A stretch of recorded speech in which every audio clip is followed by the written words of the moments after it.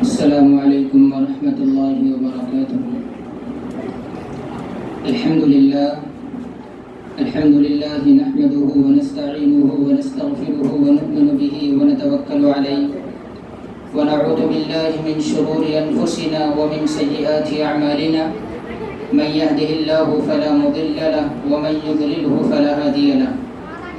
ونشهد ان لا اله الا الله وحده لا شريك له ونشهد أن سيدنا وسندنا ومولانا محمدا عبده ورسوله أما بعد فأعوذ بالله من الشيطان الرجيم بسم الله الرحمن الرحيم كما أرسلنا فيكم رسولا منكم يتلو عليكم آياتنا ويزكيكم ويعلمكم الكتاب والحكمة وإن كانوا من قبل لفي ضلال مبين صدق الله العظيم۔ قال النبي صلى الله عليه وسلم العلم علمان، علم في القلب فذاك العلم النافع، وعلم في اللسان فذاك حجة الله على ابن آدم،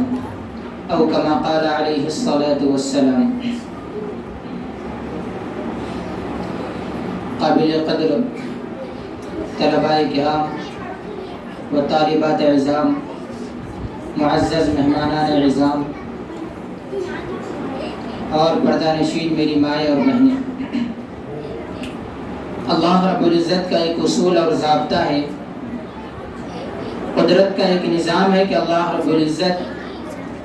اسی شخص کو کامیاب کرتا ہے جو محنت کرتا ہے۔ کامیابی اور کامرانی اسی کے ہاتھ آتی ہے جو محنت کرتا ہے، چاہے وہ دنیاوی اعتبار سے ہو یا دین کے اعتبار سے ہو۔ اللہ نے کامیابی کو، محنت کو کامیابی کے لیے شرط قرار دیا ہے۔ کوئی شخص محنت کرتا ہے اور دن رات اس میں اپنے آپ کو لگاتا ہے، اپنے ذہن کو اور اسی طریقے سے اپنے بدن کو لگاتا ہے، اللہ رب العزت اسے کامیابی عطا فرماتے ہیں۔ یہ اللہ رب العزت کا اصول اور ضابطہ ہے۔ اس لیے ہم دیکھتے ہیں کہ بہت سارے غیر مسلم جن کا اسلام سے، دین سے کوئی واسطہ اور لینا دینا نہیں ہے، لیکن اللہ رب العزت نے انہیں خوب مال عطا فرمایا ہے، بہت ساری نعمتوں سے سرفراز فرمایا ہے۔ یہ اللہ رب العزت نے اس لیے فرمایا ہے کہ وہ لوگ محنت کرتے ہیں، لیکن ہمیں دیکھنا یہ ہے کہ ہماری محنت کا رخ یہ کیا ہے۔ اگر محنت کا رخ یہ صحیح ہوگا تو اللہ رب العزت ہماری محنت یہ رنگ لائے گی دنیا میں بھی اور آخرت میں بھی۔ اگر محنت کا رخ صحیح نہیں ہے تو یہ محنت دنیا میں تو کام آ سکتی ہے، رنگ لا سکتی ہے، لیکن آخرت میں اس محنت کا سوائے افسوس کی اور کچھ حاصل نہیں ہوگا۔ اس لیے محنت ہم سب کرتے ہیں، محنت ہم میں سے ہر ایک کرتا ہے، لیکن محنت کا رخ صحیح نہیں ہونے کی بنیاد پر، محنت کا راستہ صحیح نہ ہونے کی بنیاد پر بعض محنتیں دنیا میں تو رنگ لاتی ہے، رنگ لائیں گی، لیکن آخرت میں اس محنت کا کوئی فائدہ نہیں ہوگا، کوئی ثمرہ حاصل نہیں ہوگا۔ اسی لیے ہم اپنی محنتوں کے رخ کو دیکھیں کہ ہماری محنت کا رخ آیا صحیح ہے یا غلط ہے۔ اگر محنت کا رخ یہ صحیح ہے تو پھر تو ہم کامیاب ہیں آخرت کے اعتبار سے، چاہے دنیا میں ہمیں کامیابی نہ ملی ہو۔ لیکن اگر محنت کا رخ ہی صحیح نہیں ہے، محنت کا رخ ہی غلط ہے، اور ہم محنت کے راستے پر محنت کر رہے ہیں، لیکن اگر رخ غلط ہونے کی بنیاد پر آخرت میں اس کا کوئی فائدہ حاصل نہیں ہوگا۔ محنت کا رخ صحیح ہے یا غلط ہے، اس کا پتہ اور اس کا اندازہ اس بات سے لگایا جا سکتا ہے کہ ہماری محنت یہ ہمیں دین سے قریب کر رہی ہے یا ہمیں دین سے دور کر رہی ہے۔ اگر ہمیں یہ ہماری محنت دین سے دور کر رہی ہے تو پھر ہماری محنت کا رخ یہ غلط ہے۔ اگر ہماری محنت اللہ سے قریب، دین سے قریب، اسی طریقے سے اعمال کی محبت ہمارے دلوں میں بیٹھ رہی ہے، اعمال کی عظمت، اعمال کا شوق ہمیں پیدا ہو رہا ہے، پھر یہ سمجھنا چاہیے کہ ہماری محنت کا رخ صحیح ہے۔ صحابہ کرام رضوان اللہ علیہم اجمعین کو آپ صلی اللہ علیہ وسلم نے ان کے اوپر محنت کر کے ان کے رخ کو صحیح کیا تھا، اسی لیے وہ اعمال میں ایک دوسرے سے آگے بڑھتے تھے۔ دنیا کی محبت، لہو و لعب اور اسی طریقے سے دنیا کی لذات، یہ فانی لذات ہے، ختم ہونے والی شہوتیں ہیں، اور یہ فانی دنیا ہے، اس کی قیمت ان کے نزدیک ایک مکھی کے پر کے برابر بھی نہیں تھی، ایک مکھی کے پر کے برابر بھی نہیں تھی۔ اب محنت کے رخ کو صحیح ہونے کے لیے سب سے پہلی جو چیز ہے اور جو ضروری چیز ہے وہ ہے علم کا حاصل کرنا۔ بغیر علم کے آدمی میں کتنی بھی محنت کر لے، اس محنت کا کوئی فائدہ نہیں ہے۔ جہالت یہ دین و دنیا کسی میں ترقی کی کوئی ضامن نہیں ہے، ترقی کوئی حاصل نہیں کر سکتا۔ اسی لیے فدائے ملت حضرت سید مولانا سعد مدنی صاحب رحمہ اللہ فرماتے ہیں اپنے ملفوظات میں کہ علم دین و دنیا دونوں کی ترقی کا شاہراہ ہے۔ علم دین و دنیا دونوں کی ترقی کا شاہراہ ہے۔ قوموں کے عروج و زوال میں علم و جہل کا خاص دخل رہا ہے کہ جو قومیں عروج کو جاتی ہیں، فتح حاصل کرتی ہیں، یا پھر جو قومیں ذلت حاصل کرتی ہیں، فتح ان کے مقدر میں نہیں ہوتا، اس میں علم کا خاص دخل رہا ہے۔ اس لیے تعلیمی فروغ کی جانب ہمیں خاص توجہ دینی چاہیے، اور سب سے ضروری جو چیز ہے کہ وہ ہے علم دین کا حاصل کرنا۔ علم دین کا حاصل کرنا آدمی کے لیے ضروری ہے، خاص کر اس زمانے میں جہاں پر تعلیمی پالیسی لے کے آ کر ہمارے آنے والی نسلوں کے ذہن کو اس طریقے پر بنایا جا رہا ہے، اور ان کے ذہن کو انہیں اس طریقے سے تیار کیا جا رہا ہے کہ آنے والی نسلوں میں ایمان کا باقی رہنا اور اسی طریقے سے دین کا باقی رہنا یہ ناممکن نظر آتا ہے۔ اسی لیے حضرت فرماتے ہیں آگے کہ اس لیے تعلیمی فروغ کی جانب ہمیں خاص توجہ دینی چاہیے۔ ہر قصبہ و دیہات میں دینی مدارس، مکاتب قائم کرے، بچوں کی تعلیمی تربیت کا بہتر سے بہتر انتظام کرے۔ جاہل اور ان پڑھ نہ اپنا ہوتا ہے اور نہ دوسروں کا ہوتا ہے، دنیا کا ہوتا ہے نہ آخرت کا، اس لیے ہر قیمت پر جہالت کو دور کرنا اور زیور علم سے آراستہ و پیراستہ ہونا ضروری ہے۔ یہ حضرت کا ملفوظ ہے جو بہت قیمتی ملفوظ ہے۔ ہمیں اس بات کی طرف توجہ دلائی جا رہی ہے کہ ہمارے اندر علم دین کے حاصل کرنے کا شوق پیدا ہو، ہمارے اندر علم دین کے حاصل کرنے کا جذبہ پیدا ہو، وہ علم جس کے ذریعے ہم دنیا و آخرت دونوں کی کامیابی حاصل کر سکتے ہیں۔ آج بڑے افسوس کے ساتھ یہ کہنا پڑ رہا ہے کہ ہم تو دنیا کی تعلیم کی طرف خوب توجہ دیتے ہیں، لیکن دینی تعلیم کی طرف ہماری توجہ یہ بالکل نہ کے برابر ہے اور عدم کے درجے میں ہے۔ اس لیے ان مکاتب کے قائم کرنے کا ایک مقصد یہ بھی ہے کہ ہمارے آنے والے بچوں کے ایمان کی اور ہمارے آنے والے بچوں میں دین یہ باقی رہے، سلامت رہے۔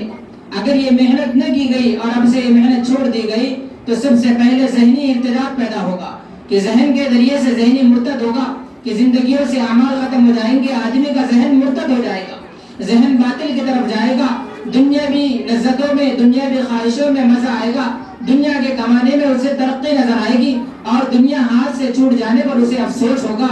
دین کی کوئی فکر نہیں ہوگی۔ اسے کہتے ہیں ذہنی ارتداد، کہ سب سے پہلا جو ارتداد آئے گا وہ ذہن کا مرتد ہوگا، اس کے بعد آدمی دھیرے دھیرے اور چند سالوں کے بعد مرتد ہی اسلام سے خارج ہو جائے گا اور اسے احساس تک نہیں ہوگا۔ یہ نوبت اس لیے آئے گی کہ ہم نے بچپن میں ان کا ذہن بنایا نہیں تھا، ہم نے بچپن میں ان کی تعلیم و تربیت کا بہتر سے بہتر انتظام نہیں کیا تھا۔ اسی لیے حضرت علی میاں ندوی رحمۃ اللہ علیہ فرماتے ہیں کہ ہمارا فرض ہے کہ ہم کوئی ایسا انتظام کرے جس سے ہمارے بچے اور ہماری آئندہ نسلوں کا ایمان محفوظ رہ سکے اور وہ اپنے مذہب اور اپنے دینی و مذہبی تہذیب و روایات پر قائم رہ سکے۔ اگر ہم نے ایسا نہیں کیا تو ہمارے دیکھتے ہوئے ہمارے بچے اپنے مذہب سے بیگانہ ہو جائیں گے، جو حقیقی معنوں میں ہماری موت ہے۔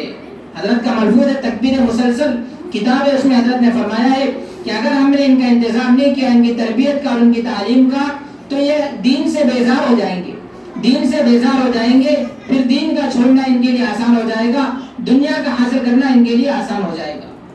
دین سے بیزار نظر آئیں گے۔ آج ہم اپنے آس پاس اور اسی طریقے سے اپنے تعلقات اور رشتہ داروں میں غور و فکر کریں، بہت سنجیدگی سے اس بات کو لینے کی ضرورت ہے کہ کتنے ایسے نوجوان مل جائیں گے، کتنے ایسے لوگ مل جائیں گے جو دین کے بنیادی چیزوں سے ناواقف ہے، دین کے بنیادی چیزوں سے ناواقف ہے کہ دین کی بنیادی جو چیز کیا ہے، کہ آدمی کے پاک اور ناپاک رہنے میں کیا فرائض ہے اور کیا ضروری ہے، آدمی کن چیزوں سے ناپاک ہو جاتا ہے اور اس ناپاکی کو دور کرنے کے لیے کن چیزوں کی ضرورت پڑتی ہے، جسے فرائض وضو کہتے ہیں، فرائض غسل کہتے ہیں، یہ چیزیں بھی آج ہم سے مفقود اور معدوم ہیں۔ یہ بڑے افسوس کی بات ہے، اس لیے تعلیمی ادارے قائم کیا جاتے ہیں۔ دینی تعلیم کے بغیر صرف دنیاوی تعلیم یہ انتہائی غلط اور خطرناک ہے، یہ مذہب سے بیزارگی اور آنے والی نسلوں کے ایمان کو ہمیں بیچ دینے کے مترادف ہے۔ اسی کو حضرت تکبیر مسلسل میں فرماتے ہیں، حضرت مفتی عبدالرحیم صاحب رحمہ اللہ یہ بہت بڑے مفتی وہ فرماتے ہیں کہ آج کل ایک نہایت خطرناک طریقہ چل پڑا ہے، وہ یہ کہ بچے کے ہوش سنبھالتے ہی اس کو دنیاوی تعلیم میں لگا دینا اور قرآن کی تعلیم اور دنیات کو پیچھے ڈال دینا یا ضمن رکھ دینا، یہ انتہائی غلط طریقہ ہے۔ یا تو ہم دین کی اہمیت، دین کی تعلیم کو اتنی اہمیت دیتے ہیں کہ صبح سے لے کے شام تک بچہ دنیاوی تعلیم حاصل کرتا ہے، لیکن دین کے لیے اسے دین کی تعلیم کے لیے، قرآن پڑھنے کے لیے، قرآن سیکھنے کے لیے، دین کی بنیادی باتیں دینیات پڑھنے اور سیکھنے کے لیے کوئی وقت اس کے پاس نہیں ہوتا، ہم کوئی وقت نکال کر اس کے لیے فارغ نہیں کرتے، یہ بہت غلط طریقہ ہے۔ آگے حضرت فرماتے ہیں کہ اس طرح نہ تو بچے کی دینی تعلیم مکمل ہوتی ہے اور نہ بچوں کے دل میں مذہبی تعلیم کی کوئی اہمیت اور وقت باقی رہتی ہے کہ بالآخر وہ مذہب سے ارتداد کرنے میں، مرتد ہونے میں کوئی خطرہ محسوس نہیں کرتے، بالآخر وہ دینی تعلیم اور ضروریات دین سے جاہل رہ جاتے ہیں۔ بچوں کو تھوڑا بہت پڑھا کر، الٹا سیدھا نازلہ قرآن ختم کرا کر اور تعلیم الاسلام کے ایک دو حصے پڑھا کر یہ سمجھ لینا کہ بس فرض ادا ہو گیا، زبردست غلط فہمی ہے۔ یاد رکھیے، صرف ایسی اور اتنی تعلیم سے ہرگز دینی تعلیم کا وہ فریضہ ادا نہیں ہوتا جس کو سرکار دو عالم صلی اللہ علیہ وسلم نے الفاظ میں ارشاد فرمایا، طلب العلم فریضۃ علی کل مسلم، کہ ہر مسلمان مرد اور عورت پر دین کا ضروری علم سیکھنا فرض ہے، کہ صرف تھوڑی سی فکر دلانے پر یا ضمن رکھ دینے پر یہ فرض ادا نہیں ہوتا۔ سب سے پہلی اور بنیادی چیز ہے کہ ہم اپنے بچوں کے ایمان کی اور ان کے دین کی حفاظت کریں۔ دنیاوی تعلیم یہ ثانوی درجے کی چیز ہے، لیکن آج ہمارا ماحول اور ہمارا معاشرہ ایسا بن چکا ہے کہ دنیاوی تعلیم کو ہم نے اول درجہ دے دیا ہے اور دینی تعلیم کو ہم نے ثانوی درجے میں رکھ دیا ہے۔ بڑے افسوس کی بات ہے، آنے والے خطرے یا یہ جو آنے والے حالات ہیں یہ اسی کی طرف رخ فرما رہے ہیں۔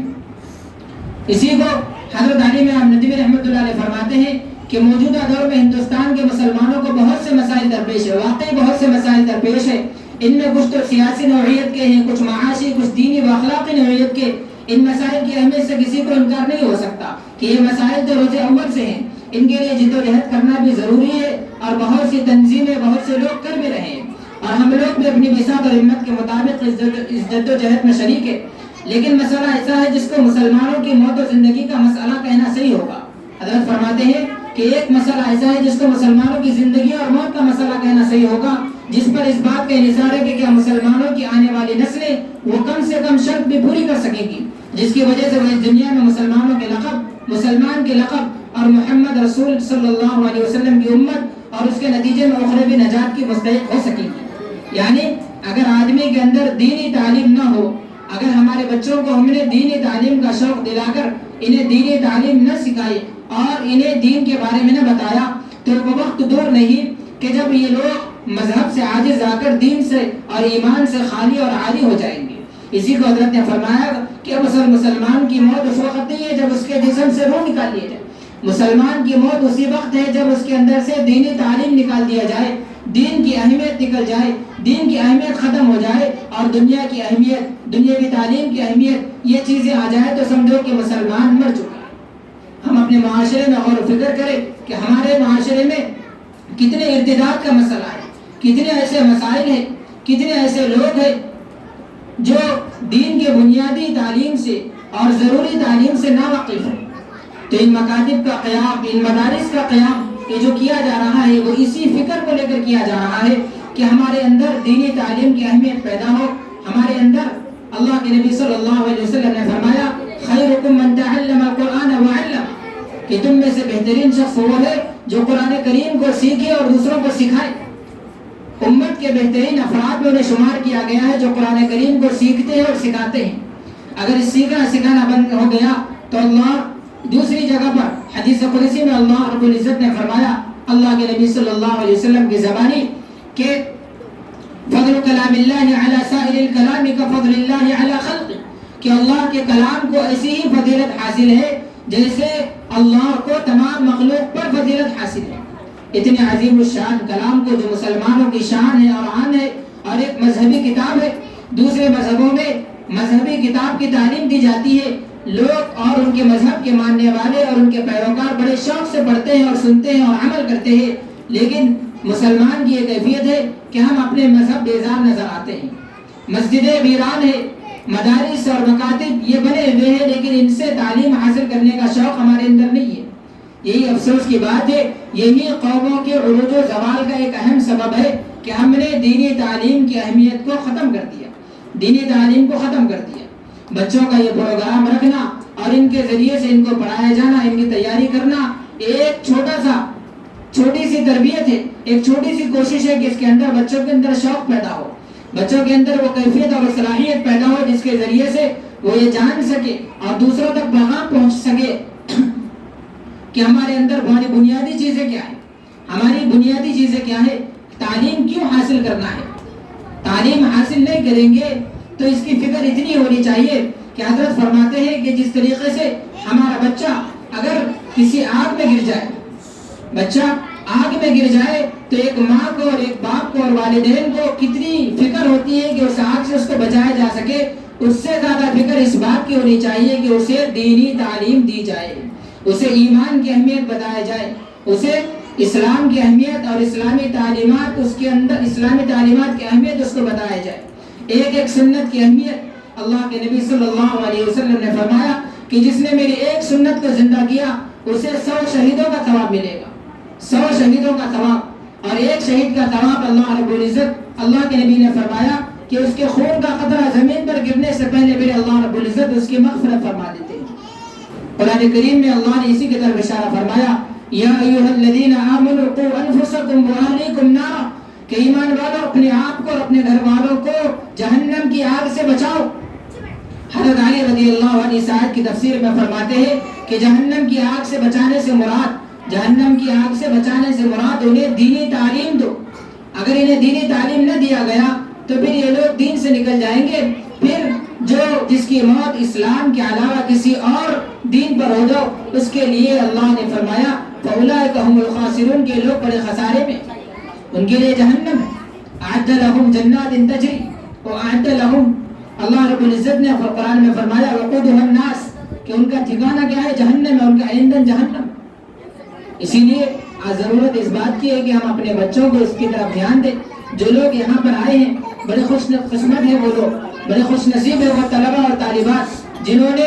اپنا داخلہ اس مدارس اور ان مکاتب سے ان کو جوڑا ہے۔ اس کے ذریعے سے ان کے اندر دینی تعلیم کی اہمیت پیدا ہوگی، دینی تعلیم کی اہمیت پیدا ہوگی، اور ہماری یہ ذمہ داری بھی ہے امت محمدی علی نبینا علیہ الصلوۃ والسلام کے ہونے کے ناطے کہ ہم اپنے آس پاس رہنے والے اور اپنے تعلقات اور رشتہ داروں کو اس بات کی اہمیت دلائے اور ان کو فکر دلائے کہ دینی تعلیم کا ہونا انسان کی زندگی میں، ایک مسلمان کی زندگی میں کتنا ضروری ہے۔ اسی لیے ہر مہینے کے آخری ہفتے میں یہاں پر ایک جلسہ منعقد کیا جاتا ہے تاکہ اس کے اندر طلبہ، اس کے ذریعے سے طلبہ کے اندر شوق پیدا ہو، اور اسی طریقے سے بچوں کی تعلیمی کیفیت آپ تمام سرپرست حضرات کے سامنے ہو۔ تو بچوں کی یہ چھوٹی سی کاوش تھی، اللہ رب العزت سے دعا ہے کہ اللہ رب العزت ہم کو ان باتوں پر عمل کی توفیق عطا فرمائے، ان بچوں کے پڑھنے کو قبول فرمائے۔ اور آخر میں اپنے بات کو اس شعر پر ختم کرتا ہوں کہ علامہ اقبال فرماتے ہیں کہ اللہ سے کرے دور و تعلیم بھی فتنہ، اللہ سے کرے دور و تعلیم بھی فتنہ، املاک بھی اولاد بھی جاگیر بھی فتنہ، ناحق کے لیے اٹھے تو شمشیر بھی فتنہ، شمشیر تو کیا نعرے تکبیر بھی فتنہ، وما علینا الا البلاغ المبین۔